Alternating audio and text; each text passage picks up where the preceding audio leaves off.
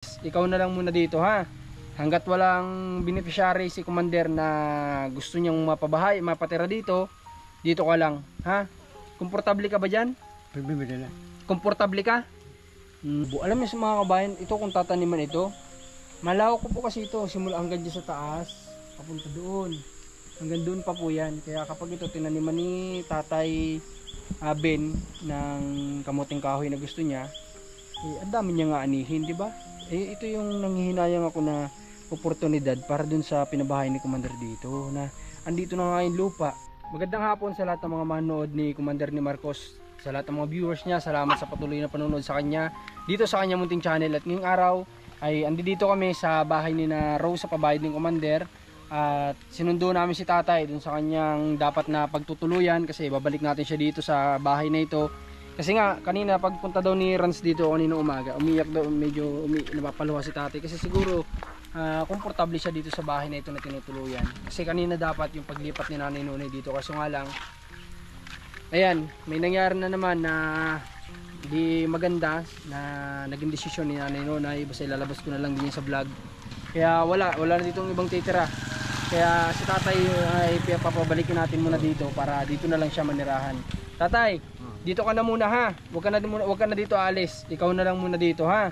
Hanggat walang beneficiary si Commander na gusto niyang mapabahay, mapatira dito, dito ka lang ha. Komportable ka ba dyan? Pagbibili na. Komportable ka? Ayos naman ang tulog mo dyan. Ayos. Ayos naman. Okay Tatay, akit tayo sa taas. Yung bigay sa akin. Balikan Pinangnegosyo mo? Oo. Ayos si Tatay. Kasi Balikan libo, tubo ko. ayos tumubo agad doon ng 1,000. Kasi binigyan siya ni Commander ng pera, 2,000 yata yun. Tama yung sabi mo, di ba wala? Oh, hindi mawawala. Sabi sa iyo hindi mawawala yan. Tara, kita sa taas. May ano siya, may dala siyang tubig. Sinundo na namin siya kanina. Oh. Akin na yan, hawak mo.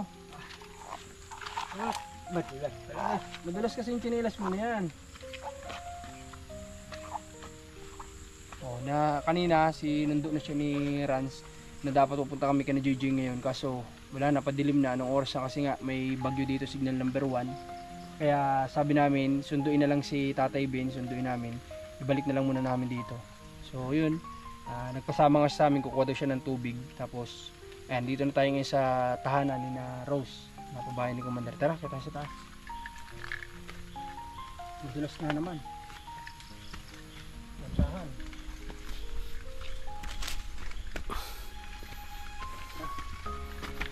Ganda-ganda nitong bahay na to. Ganda ng place. May vista pa. Malapalasyo. Gusto ko mag-pawi. Ha? Pawi. Gusto mo lagyan ng pawi dito? Ay di, ikaw bahala Tatay. Ano? Halika Tay. Halika. Anong ginawa mo sa pera? Bakit tumubo ka ng 1,000? Ha? Lalo. Anong ginawa mo sa pera? Bakit tumubo ka ng 1,000? O siya, baka gusto, bukoon. Tinitinda mo? Oo. Tinitinda ko siya ito. Dali ni Tatay po mga kababayan. Kasi alam niyo yun, nasabi nga niya, itong bigay mo sa akin. Sabi niya kay Commander, itong bigay mo sa akin, gagamitin ko itong pang negosyo. Di ba wala yung 2,000? Di ba wala? Hindi mawawala. Sabi ko sa iyo, hindi mawawala. Kasi sa sitwasyon mo, napakawalang puso naman na nanggagawa ng hindi maganda kay Tatay. Sabi mo, di ba wala? Sabi ko po sa iyo ay, Tatay Ben, maiba pala ako, halika po dito. Ano nangyari dito sa bintana? Ano nangyari sa bintana? Natanggal yung isa. Ha? Natanggal. May mga tape, bakit ano nangyari? Awan. Ano, nada pa sila, nabilin. Nandito pa sila, ganito na ito. Oo. Akala ko may nagpasok dito sa loob. Hindi, wala. Wala naman. Wala man. Mabuti, akala ko naman kasi may pumasok nung nakarang araw, papunta namin kasi dito ni Ran. Sakita namin. Nilagay ko, pag nagalis ako, dito, lagyan ko. Para di magbukas. Okay. Papakuan ko yan. Tatlo. Hayaan mo na Tatay, okay lang yan. Hindi ka man dyan pakikialaman. Ano? Oo. Hayaan mo na, huwag mo na lagyan. Mapapagod ka lang. Ang pagpukusan mo, yung pagtitinda mo. Ha? Oo. At saka Tatay, meron lang request sa'yo si Commander. Kasi nung pagpunta daw dito ni Rans kanina, pagpunta niya kanina dito sa'yo, nakita daw niya na may mga manok ka sa loob. Huwag mo lang daw lagyan ng manok sa loob. Dinala ko na. Ha? Dinala ko na. Okay. Huwag mo daw lagyan ng manok sa loob kasi babaho sa loob, Oo. ano? Naalis ko na. Kasi ikaw din naman na mababahuan dyan kasi ikaw nakatira. Diba tatay? Basta ganun lang po, linis-linisan mo din. Nalapas ko. Basta linis-linisan mo din, tay, ano? Linis-linisan mo din yung loob ng bahay. Oo, linisan ko na. Linisan ko. Linisan ko na. Ginagamas ko yan, oh. Ito, ginagamasan mo. Parang Tingnan mo, nabanggit ni tingnan mo, Rans, malinis. may nagamas daw dito sa likod, tingnan natin. Ito, pinagamasan to ni Commander yan, oh, nakita nyo. Wala na bagatan niyo. Ibinayad yan ni Commander nung nakaraan, pinagamasan niya. Pero siyempre, katagalan, ilang araw, tutubo din. Si Tatay Ben daw, nagamas-gamas na dito. Ay na, tanim mo. Kamukha mo. Ay, oo nga, ginamasan nga pala ni Tatay Ben, maglinis, oh. Diladag ko na kanina. Ha? Magamas sana ko. Wala na eh. Nag-ulan, tatabasan mo pa sana yan. Oo. Tapos ko. Di ang ko pala pa. Di siya ko dapat pag ano. Anong gagawin mo, tay? Anong gagawin mo? Di ko ko pala pa. Tapos, Di siya ko pag palabi. safe ba yun? Tanaman kong kan, kamuti kahoy. Parang kinakaingin. Parang kakaingin, ganun. Oo. Sige, basta wag lang masunog yung bahay. Kasi kawawa ka, wala ka nang tutuluyan, ha?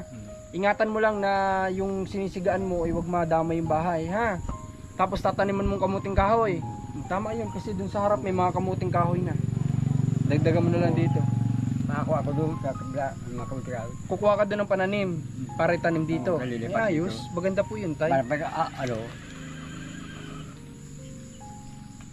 Marso, pili lang bunutin. Sa susunod na Kaya taon. para meron tayo kuhan. Sa susunod na taon. Oo. Tama, kasi... Hindi, matalim ako baka itong buwan na ito. Pag nagkwarto, matalim ako dali. Pero hindi ko tataliman dito na mamatayan. Saan Lalayo dapat? ko. Okay. Gano'n. Sige Ito, tayo. lalayo ko. Ano? Siguro naman siguro naman si Mrs. naman hindi naman siya ano diyan, si Commander hindi naman siya disagree diyan kasi maganda yung pagtatanim ay.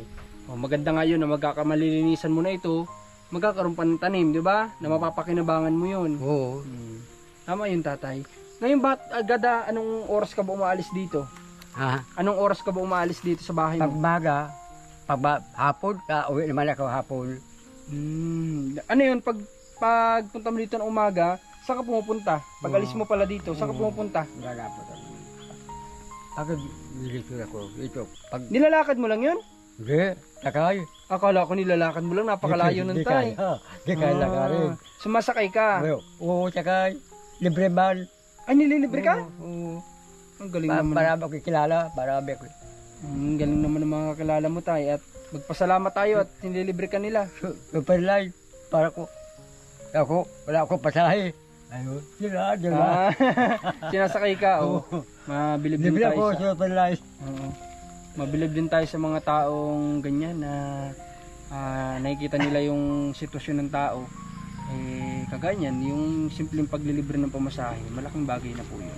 Kasi kung ipabayad pa ni tatay, 20, 50, hindi pala. Magkano bang simula dito hanggang mahal? Dito. Baka siguro mga 200. 200. 200 pesos, napakalaking bagay nun. Kung tutubo si tatay ng 1,000, bubuwasan pa ng 200, 800 na lang. Tingnan nyo si tatay, may diskarte lang sa buhay, kumikita ng 1,000. Tingnan mo, ang galing. Okay. So tatay, ngayong gabi, may kakainin ka na? May kakainin ka na? Masahin ako. Masaing. O yung mga aso, paano yung mga aso? Pinapakain ko yan. Masahin ako, isa kalati.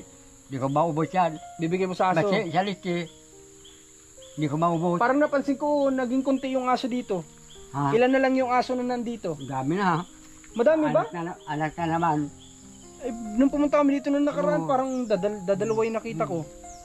Baka nagagala lang. Ilan yung aso na dito? 5. Tapos yung mila naman maliit, 4. Wala man nakapunta tao, wala din makapunta, takot. Okay. Ayos yun tay. Maganda, may mga aso. Walang magtangkap pumasok. Ano? Tara na. Okay. Maganda po itong naisipan ni tatay na mataniman niya itong space na ito. Kasi sayang naman, wala namang nakatanim. Tingnan niyo naman, nakatanim lang itong malunggay. Tapos may mga, basta hindi ko alam kung naalagaan nila yung binigay ni Commander dito, mga seedlings na iba't iba yun. May lemon, may kakao, may basta iba't ibang, may mga gulay. Kaso sa nakikita ko parang hindi yata nila naasikaso, hindi nila naalagaan. Kasi nakikita ko lang na nabuhay parang parang daranghita. Daranghita. O, isa yan sa binigay na pananim. Pero parang ito lang yung nakita ko, yung lemon, wala na yung lemon. O, ito lang malunggay. Tapos yung mga kamuting kahoy dun sa harap, ayun na lang yung mga tanim dito na ang dami-dami noon dala dito ni Commander na mga pananim. Pero wala akong nakikita. Wala akong nakita na tumubo. Alam niyo sa mga kabayan, ito kung tataniman ito, malawak ko po kasi ito, simula hanggang dyan sa taas, papunta doon. Hanggang doon pa po yan. Kaya kapag ito tinaniman ni Tatay Ben ng kamuting kahoy na gusto niya, ang dami niya nga anihin, di ba? Ito yung nanghihinayang ako na oportunidad para dun sa pinabahay ni Commander dito na andito na nga yung lupa, di ba? Ang dami nilang na-receive na pera noon, ang daming pera dumating sa kanila. Maano man lang sana na naglaan ng pera para ibili ng hayop, di ba? Kasi open naman to, pwede naman nilang gamitin. Sinabi na to ni Commander na pwede nilang gamitin itong space para magtanim o mag-alaga ng hayop. Halimbawa na lang baboy, wala naman siguro magagalit dito, di ba? Kasi wala namang makakaamoy dito, sila lang din. Kailangan lang nila linisan. Kung ayaw nila poultry, manok, alagaan lang nila, may mga aso naman sila. Ang dami oportunidad dito, tanim. Kaso nga lang, mas pinili nilang iwan yung pinagkaloob sa kanila ng Panginoon na gantong oportunidad sa buhay nila. Sinayang talaga. Ako man nanghihinayang kasi unang-una hindi biro yung nagastos dito ng tumulong, no? Lupa pa lang, pagbili ng lupa, pagpatayo nitong bahay na mahigit 100,000 ito, sayang din po talaga. Tsaka yung nakakaya sa tumulong. Unang-una nakakaya sa tumulong kay Commander na nag-effort para lang magkaroon sila nitong tahanan. Basta ang daming nasayang. So sana na lang, ang pag-pray na lang natin sa kanila na sana maging safe sila doon at kung ano man yung kabuhayan nila doon ngayon, sana mag-grow yun at mapag-aral nila lahat ng mga anak nila, ng mga bata, mapatapos nila, lalo na si Rose, no? So tara, dito tayo sa harap. May mga gamit pa dito sa loob, ano? Kung gusto ni Tatay ito lagyan ng bubong, maganda din para may tambahin siya dito, ano? Tatay, gusto mo ba ito lagyan ng bubong? Gusto mo lagyan ng bubong? Kasi pawid? Oo, ilang pawid lang to, mga nasa 40 lang to, 50, may bubong na to. Grabe binilang na ni Tatay. Sige daw, bilangin daw. Mga 12 at tapos na 12. 12. Kasi lang yan? Mga 40 piraso, di ba? Oo, pwede na yan. Pwede na. Lagyan ito ng kaso walang magpapanday. Sino magpapanday? Kaya ko naman yan. Marunong ka? Sigurado ka? Pagbubog, may ko naman, batayan man. O sige, mag-order. Kaya ko yan. Mag-order ka na ng bubong, ako mabigay sa iyo ng pera, ha? Bibigyan kita ng pera. Order mo na muna, ha? Tapos sabihan mo sa akin kung nak-order ka na, ha? At bayaran ko. Ha, Tatay, sagutin ko na ito para may tampayan ka. Masabi na lang ko dyan sa mga... Ay, libre? Ha? Bibigyan ka nila ng libre? Libre na. Kala ko may maglilibre pa rin sa'yo ng bubong. Grabe ng kababait naman ng tao. Hindi kaya yun. Okay, ganun na lang. Pagsakay lang, libre. Sa mga pagsakay. Sige na, mag-order ka, Tatay, at sasagutin na namin ni Commander para may tambayan ka dito. Ha? Ito bang TV hindi na nagana? Hindi ba nagana yung TV na yan? Hindi na andar yan. Hindi na yan. Kay Kambaga, kay Duna. May mga appliances pa dito sa loob. Ayan, pakita mo ron. May TV, may speaker. Yan may mga gamit.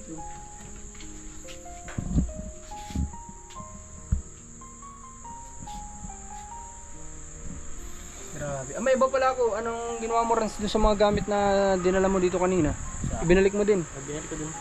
Saan? Saan mo nilagay? Nandun sa may... Doon ko lang muna sa labas kasi wala kayo kanina eh. Okay. Pero may papasok ko naman. Okay. So yun, yung mga gamit dito na dinala para kay Nanay Nonoy dapat. Wala. ibinalik na din doon ni Rans. Wala na tayong magagawa kasi kapag yung tao na yung ayaw, hindi na natin pwedeng pilitin ng pilitin kasi baka lalo lang ma-stress. Alam niyo naman may problema kapag na-stress pa lalo, di ba? Okay, sige, yan na lang natin. O Tatay Ben, ano bang, baka may gusto kong sabihin sa mga manonood. Baka pwede kang matulungan. Baka may gusto kong sabihin, ipanawagan. Nagdada ko kapon. Medyo mahina kasi pandinig. Tatay Ben, baka may gusto kong sabihin sa mga manonood. Anong gusto mong sabihin? Wala ba akong kwan? Ha? Wala ba akong... Baka may gusto kong ipanawagan.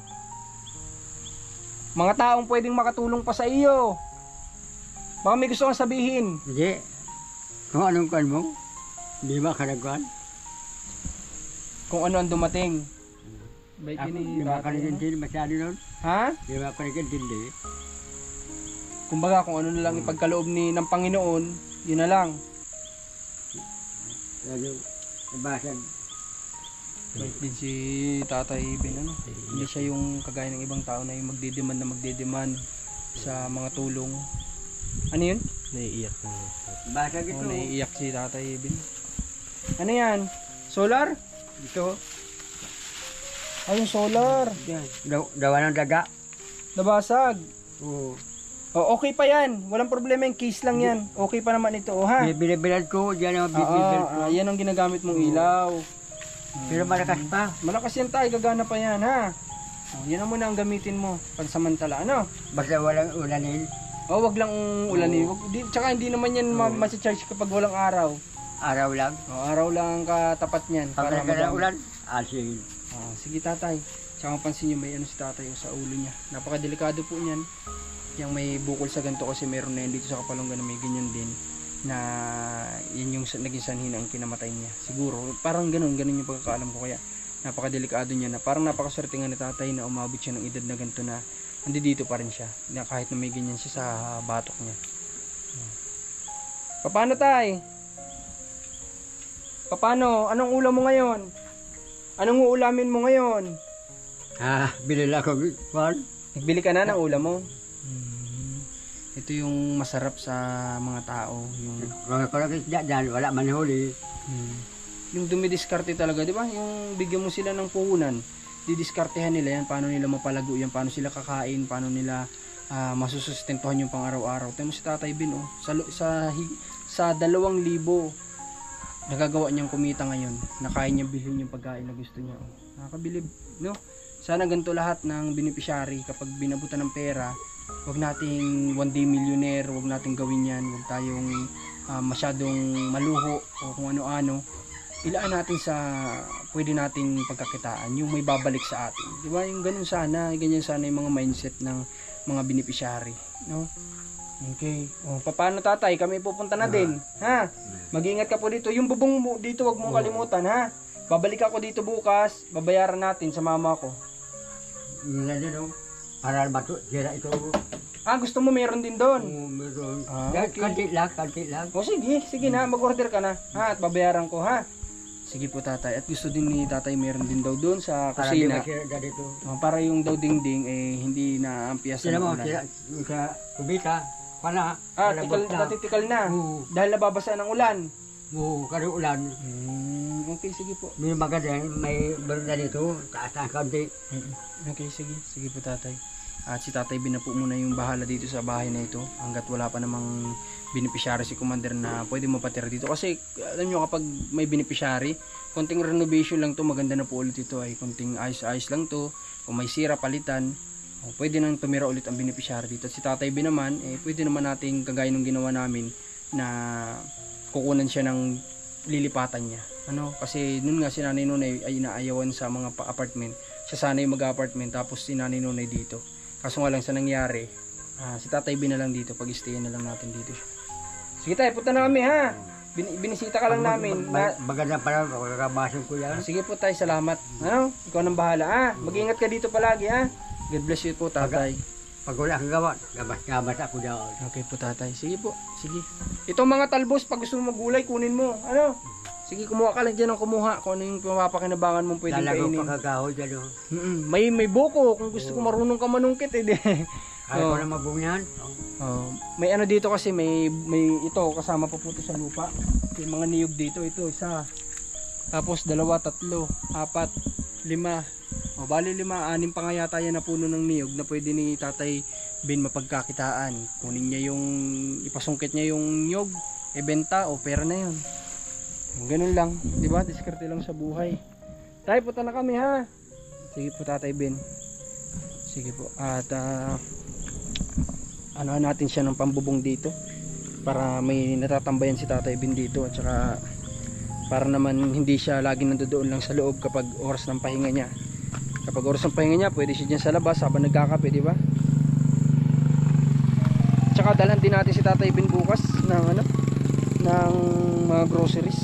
Ngayon bigla lang yung pagdaan namin dito kasi sabi ko nga masabihan si Tatay Ben na hindi na muna lilipat dun sa apartment, huwag na muna lilipat para sayang din.